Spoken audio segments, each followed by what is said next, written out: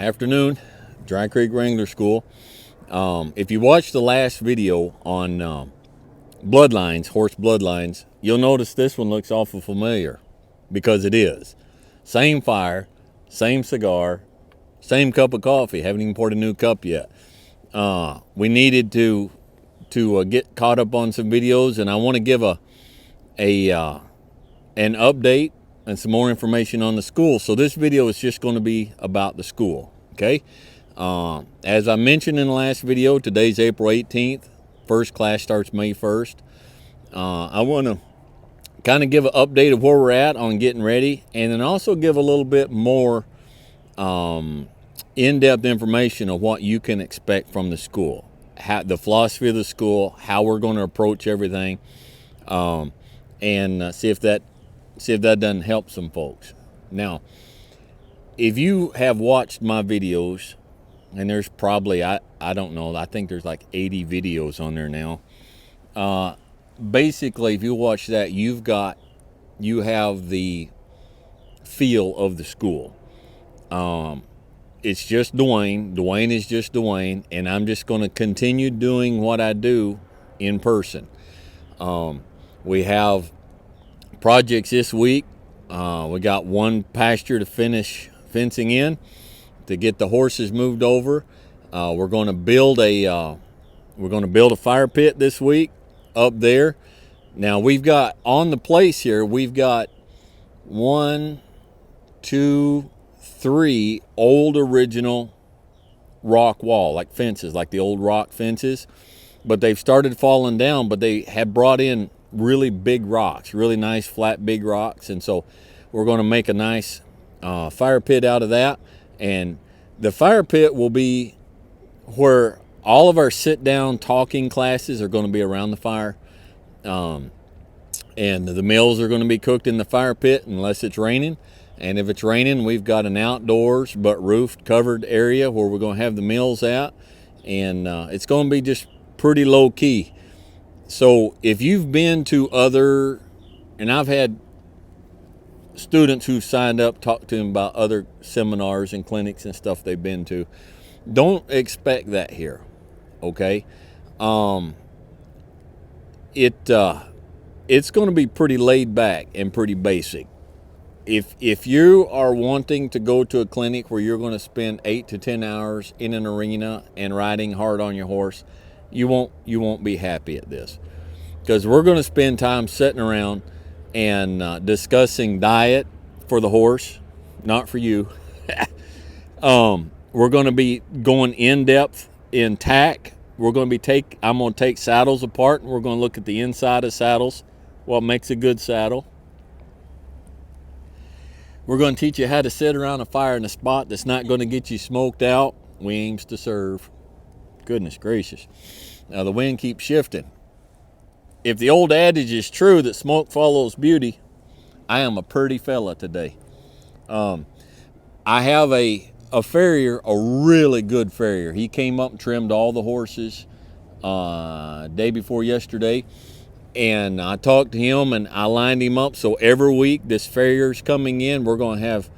He's going to do demonstrations. We're going to show you, not going to show you how to shoe your horse, not going to show you how to trim your horse, but he's going to show you basically what a healthy hoof and should look like, and show you the basics of hoof care, and show you what to look for, the thrush, white lines disease, things that a horse can pick up, pastures that's too wet, ground that's too dry, different things. So every week, everybody who comes to class, I've got a professional farrier coming in who's going to hold classes one of those days of that week. I guess the best way to describe this is I don't have a written out curriculum schedule, okay? It's important for you to understand this. The classes are only 5 people per class. So when you come in, there's 2 weeks throughout where there's been students who have misbooked. They come in, signed up for one spot, and then went and bought their tickets and accidentally bought all their tickets for the wrong week. And so there'll be 6 here 2 of the weeks. But it's small. And so there's going to be weeks I'm going to have folks who have basically never been on a horse and want to learn the basics. And so when you come in and we sit around that Sunday night around a steak dinner cooked on the fire, we're going to get to know each other. And I'm going to find out where you are and where you need to go. And so we're going to tailor that week's of classes to that. But I've got weeks where I've got people coming in who are bringing their own horses who have experience. People who have worked for ranches and worked as wranglers, and they just want to increase their knowledge. And I'm going to tailor the classes to them. And so we're going to make it custom. I've gone in, like I said, I've gone to clinics before, and like everything was right here.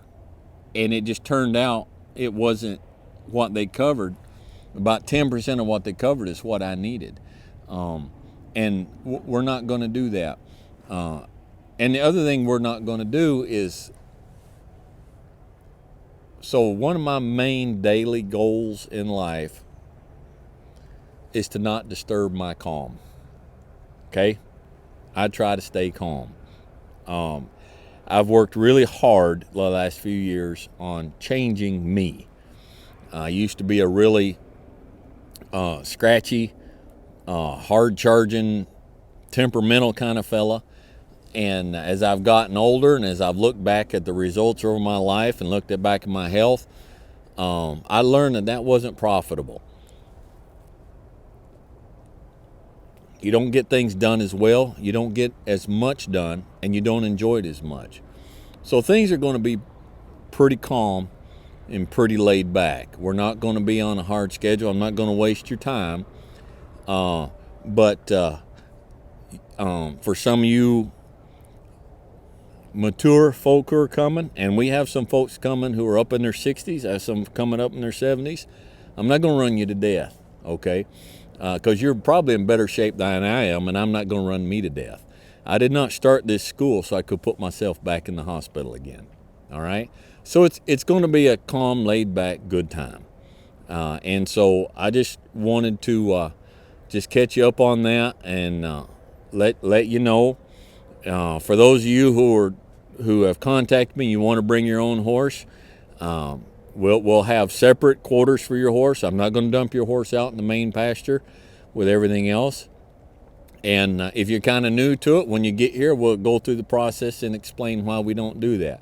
But it's safer for your horse and it's safer for my horses. So I will have good stalls for your horse outside, and or if you want them in the barn, I'll have a good stall in the barn for you. You need to bring your own hay, and if you feed supplements or grain or anything like that, you need to bring it. I've had questions about tack. Now I know all of us, how do I say this? Professionals have a preference. We prefer snaffle bits. We prefer split reins. Some prefer rope and reins. Most of us prefer rope halters. And some clinicians, when you sign up to go to their clinic, they mandate you have to do this, you have to do that. One client contacted me and said before he signed up, last one he went to, the clinician made him take his reins off and use only the reins that the clinician allowed used. You bring your gear, whatever you use, you bring it, including the bit, the saddle. If you use a web halter, bring it. Now, I will show you, if I think there's a better way, I'll show it to you, okay? But if it doesn't work for you, I'm not here to make you become me. There's nothing here with my name on it, all right? I don't have head stalls with snaffle bits, with the Makate rein with the leather popper on the end that has my name stamped in the halter, so I want you to buy my stuff and do things the way I do it. You have to live your life. You have to work your horse in your environment, in your life situation, and it's not my place to take that away from you. My place is only to point out the good ways, other ways of doing things. All right. So bring your gear. And if your gear don't work, if your gear's not safe, if it's not good for the horse, if it's not good for you, I'll point it out and we'll discuss it. All right. But you don't need to worry about that. So again, I want to encourage, we have the fall is starting to book up, but we still have a lot of spaces open for September and October. And again, as I mentioned in the last video, if you live in the north, northeast, or northwest, or just north of here, up in Illinois, and you say fall starts getting kind of cold, I don't want to do that. September and October here is beautiful. It's beautiful. The heat, the worst of the heat from July and August has lessened and dissipated. The leaves are starting to turn. It's a beautiful time of year. It's my favorite time of year. And so if you're looking for some place to go this fall where you want to relax, you want to sit around a campfire every day, but you want to enjoy horses and you want to learn something, then I encourage you to check it out and look us up. Give us a call if you got questions, and I hope we see you here.